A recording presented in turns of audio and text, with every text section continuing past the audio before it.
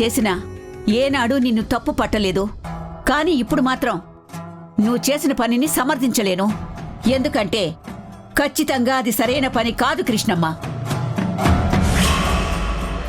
అంటే మన ఇంట్లో అమ్మవారి చీరని కాల్చేసిన వాళ్ళకి చైర్మన్ పోస్టు, చీర సంప్రదాయం అన్నీ అప్పచెప్పేస్తే అప్పుడు మంచి చేసేసినట్ట? ఏయ్, నువ్వెందుకే మధ్యలో మాట్లాడుతున్నావు? చిన్నపిల్లవి, నీకేం తెలుసని?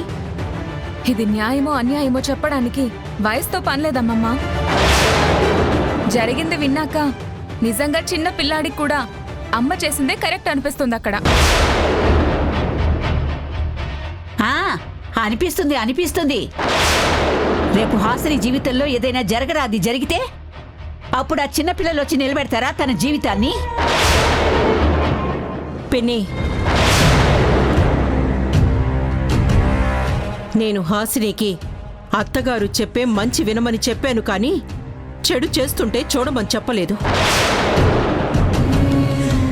అత్తగారి ముందు వినయంగా ఉండమన్నాను, కానీ వివేకం లేకుండా ఉండమనలేదు. దానర్థం తప్పు జరిగితే అరుంధతినైనా ప్రశ్నించమని.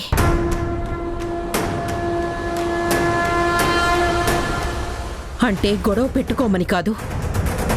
తన తప్పు లేకుండా ఎవరైనా తనతో గొడవ పడితే అది ఎంత పెద్ద తప్పైనా వదిలిపెట్టద్దని. నేను హాసిని జీవితం బాగుండాలని కోరుకోవడమే కాదు, తనకి ఎలాంటి ఇబ్బంది వచ్చినా ఎదిరించి నిలబడటానికి సిద్ధంగా ఉన్నానని హాసినికి చెప్పకనే చెప్పానని అర్థం. కాబట్టి నువ్వు మాటి మాటికి హాసిని గురించి కంగారు పడద్దు, భయపడద్దు. బావుంది సంబడం. ఎవరైనా నిప్పు రాజుకుంటే ఆర్పుకుంటారు.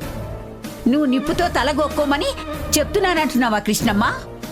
కాదమ్మమ్మా, నిప్పు రాజుకుంటే కంగారు పడిపోకుండా దాంతో వంటేలా చేసుకోవాలో నేర్చుకోవాలని చెప్తుంది అమ్మ.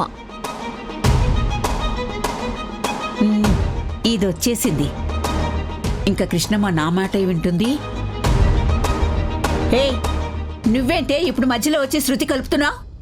మధ్యలో కాదు బామ్మ, మేము వచ్చి చాలాసేపు అయింది.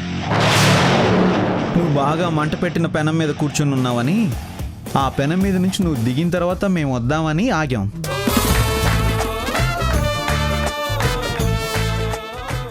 ఎంతసేపటికి నువ్వు దిగకపోయేసరికి ఇదిగో మేము ఇలా లోపలికి వచ్చాం. అమ్మా, గుళ్ళో నువ్వు తీసుకున్న నిర్ణయం చాలా కరెక్ట్. ఏంటి కరెక్ట్? ఏంటి కరెక్టే? అత్తయ్య తీసుకున్న నిర్ణయం ఎంతో ఆలోచన, పరిణితి ఉన్నవాళ్ళు మాత్రమే కాదు, ఎంతో ధైర్యం ఉన్న వాళ్ళు మాత్రమే తీసుకోగలరు. మీ ఇద్దరు ఆపండి. ఇది మీ ఇంట్లో వ్యవహారం కాదు, మా ఇంట్లో లంపటం. మీరు దీంట్లో కల్పించుకోకండి. పిన్ని, ఇది మనింటి వ్యవహారం.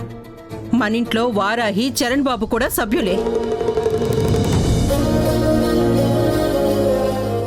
నా కూతుళ్ళకి పెళ్ళవడం వల్ల నా కుటుంబం పెరిగి పెద్దదవుతుందే కానీ కుచించుకుపోదు.